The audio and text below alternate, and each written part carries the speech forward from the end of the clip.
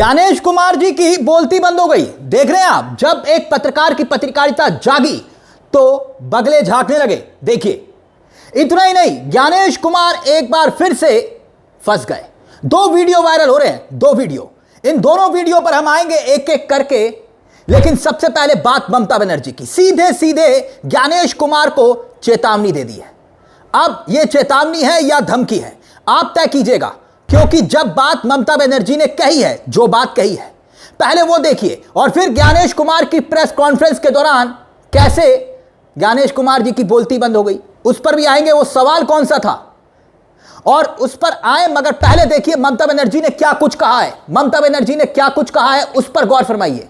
देखिए, ममता बनर्जी ने कहा कि आज या कल बीजेपी दिल्ली से चली जाएगी, फिर जहां भी तुम मिलोगे मैं तुम्हें जनता के हवाले कर दूंगी और जनता सीधे तुमसे न्याय मांगेगी। किसको कहा?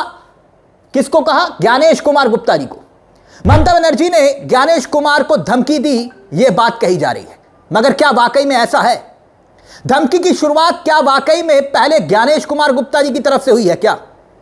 जो बैठक कोलकाता में हुई थी, कोलकाता में एक बैठक हुई, मुख्य चुनाव आयुक्त ये बैठक ले रहे थे और तभी इस बैठक में ऐसा कुछ हुआ कि ममता दीदी इस कदर नाराज हो गई। उस पर भी हम आएंगे, मगर पहला वीडियो, उस पर आपका ध्यान दिलाना चाहूंगा। यह वीडियो जहां पर पत्रकार सामने बैठे हुए थे, ज्ञानेश कुमार गुप्ता जी, पत्रकार ने ऐसा सवाल पूछा कि देश की होनहार मीडिया दिल्ली में बैठकर नहीं पूछती, जो कोलकाता का पत्रकार पूछ रहा है। अब सवाल सुनिएगा और देखिएगा ज्ञानेश कुमार जी का रिएक्शन क्या है। सबसे पहले ये वीडियो देखिए। सर, बंगाल लाइव कोलकाता, सुमित देसर पत्रकार। सर, आपसे जब अभिषेक बनर्जी ने सवाल किया जाता है अभिषेक बनर्जी के तरफ से, तब आप अभिषेक बनर्जी को अंगुली उठाकर चुप बैठने के लिए बोलते हैं। अब चंद्रिमा भट्टाचार्य जब क्वेश्चन करते हैं तब उनको भी चुप बैठने के लिए बोलते हैं। लेकिन आप ये बताइए, इलेक्शन का पहले बंगाल वासियों के लिए कोई रोहिंग्याओं का लिस्ट निकलेगा क्या? आपने बोला जो बहुत सारे रोहिंग्या हैं यहाँ, जो भाजपा नेताओं लोग कहते हैं, तो रोहिंग्याओं का लिस्ट मिलेगा क्या?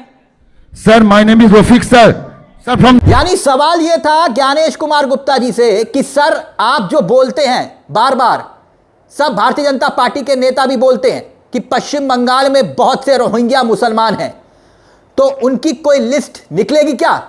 आप सब रोहिंग्या के नाम पर नाम बता दीजिएगा ना क्या?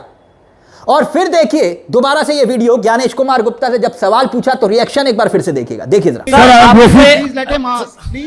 सर, बंगाल लाइव कोलकाता, सुमित देसर पत्रकार। सर, आपसे जब अभिषेक बनर्जी ने सवाल किया जाता है अभिषेक बनर्जी के तरफ से, तब आप अभिषेक बनर्जी को अंगुली उठाकर चुप बैठने के लिए बोलते हैं। अब चंद्रिमा भट्टाचार्य जब क्वेश्चन करते हैं तब उनको भी चुप बैठने के लिए बोलते हैं। लेकिन आप ये बताइए, इलेक्शन का पहले बंगाल वासियों के लिए कोई रोहिंग्याओं का लिस्ट निकलेगा क्या? आपने बोला जो बहुत सारे रोहिंग्या हैं यहाँ, जो भाजपा नेताओं लोग कहते हैं, तो रोहिंग्याओं का लिस्ट मिलेगा क्या? Sir, my name is Rafiq sir from. अब ऐसा ही एक और वीडियो है, उस वीडियो पर भी आएंगे, मगर पहले कोलकाता की इस बैठक का जिक्र जरूरी है। कोलकाता की बैठक का, इस बैठक में जहां से धमकी की शुरुआत का जिक्र किया जा रहा है कि ममता बनर्जी ने ऐसा कहा, तो कहा क्यों? दरअसल यह बैठक हो रही थी कोलकाता में, जैसा आप देख रहे हैं। 24 एजेंसियों के अधिकारी इस बैठक में मौजूद थे और टॉप ऑफिसर्स बैठक में मौजूद थे और स्टेट पुलिस के ऑफिसर्स भी थे। पश्चिम बंगाल के डीजी लॉ एंड ऑर्डर वहां पर मौजूद थे, यानी कि राज्य का जो सबसे बड़ा पुलिस अधिकारी जो कानून व्यवस्था को संभालता है, वो वहां पे मौजूद थे।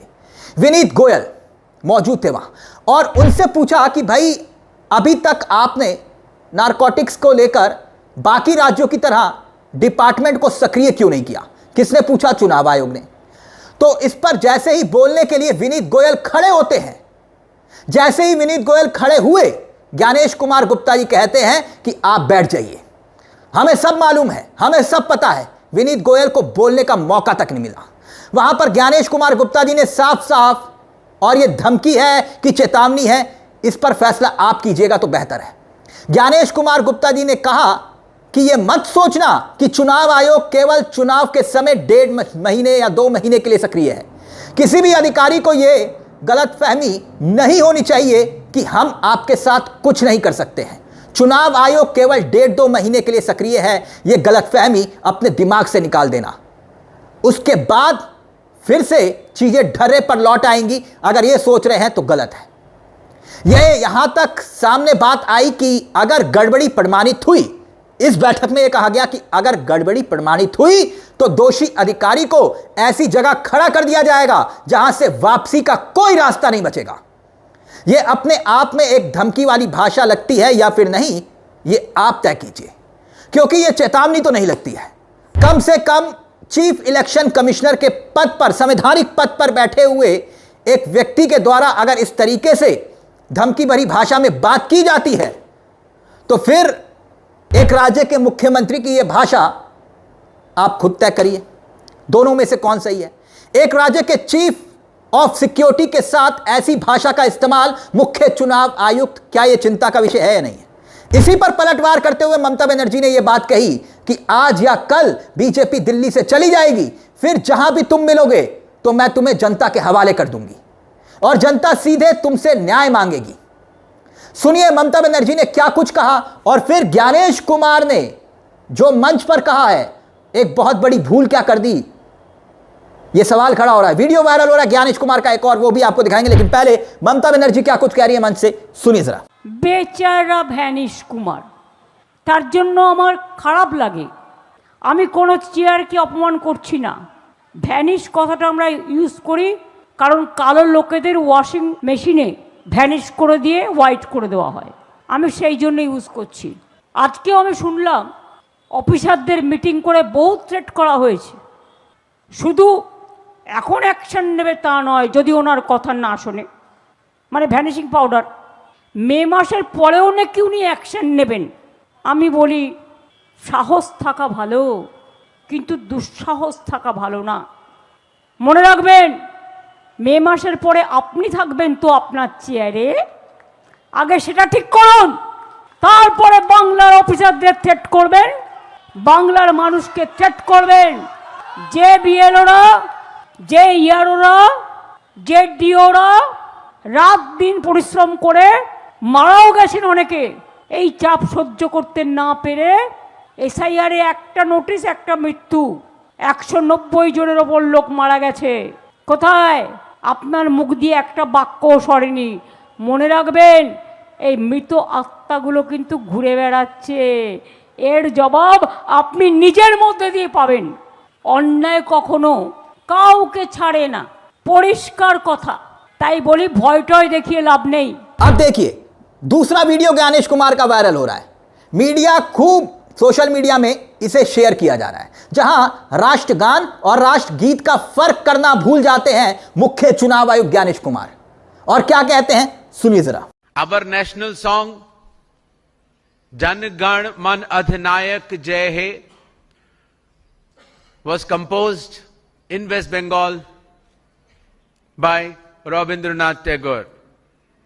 मुख्य चुनाव आयुक्त ज्ञानेश कुमार का कहना है कि भारत का राष्ट्रीय गीत जन गण मन है। यह वही व्यक्ति है जो सबकी नागरिकता की जांच कर रहा है, जबकि उसे खुद राष्ट्रीय गान और राष्ट्रगीत में अंतर नहीं पता। हद है, यह व्यक्ति देश के इतने प्रतिष्ठित पोस्ट पर कैसे पहुंच गया। सुप्रिया श्रीनेत कांग्रेस की बड़ा चेहरा है, प्रवक्ता है, देखिए वो क्या कुछ कह रही है। ज्ञानेश जी, राष्ट्रगान जनगण मन है, राष्ट्रगीत वंदे मातरम है, इतनी लफबाजी करते हैं ये तक नहीं पता, लानत है। बात धमकी से शुरू हुई और पेंटिंग पर आ गई। पेंटिंग पर, आप कहेंगे पेंटिंग पर? ममता बनर्जी गुस्से में है, आक्रोश में है, मगर धरने के मंच पर ममता बनर्जी ने ब्रश उठा लिया। देखिए, और कैनवास पर क्या पेंटिंग बनाई? ज्ञानेश की जगह विनेश कुमार, रंगों के जरिए बहुत कुछ बोल दिया ममता बनर्जी ने। ये देख रहे हैं आप, ये पेंटिंग।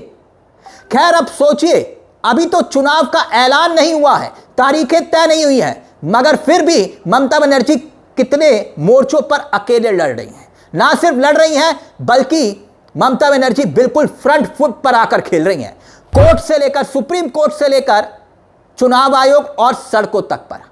बंगाल में भाजपा के पास एक भी नेता दिखाई नहीं दे रहा जो सड़क पर उतरकर ममता बनर्जी का मुकाबला कर पाए। कोई नेता है क्या? लेकिन चुनाव संभावनाओं का खेल है, अब आगे आगे देखिए होता है क्या। लेकिन इतना जरूर है, ममता बनर्जी इस वक्त जिस तरह से लड़ाई लड़ रही है, ऐसे बहुत कम नेता लड़ते हैं। और ज्ञानेश कुमार पत्रकारों के सामने जवाब नहीं देते, जो पूरा देश, पूरा हिंदुस्तान जानना चाह रहा है कि घुसपैठिए कितने, रोहिंग्या कितने, लेकिन ज्ञानेश जी बता नहीं रहे। इस पूरे मुद्दे को लेकर आपकी क्या राय है? अपनी राय हमें कमेंट बॉक्स में जरूर दीजिएगा। मुझे तिलक चावला को दीजिए इजाजत। एक छोटी सी दरख्वास्त, चैनल को सब्सक्राइब जरूर कर लीजिएगा। ये मंच आप ही का है, जहां हम सिर्फ खबर नहीं दिखाते बल्कि खबर के पीछे की खबर भी बताते हैं। नमस्कार, जय हिंद, जय भारत।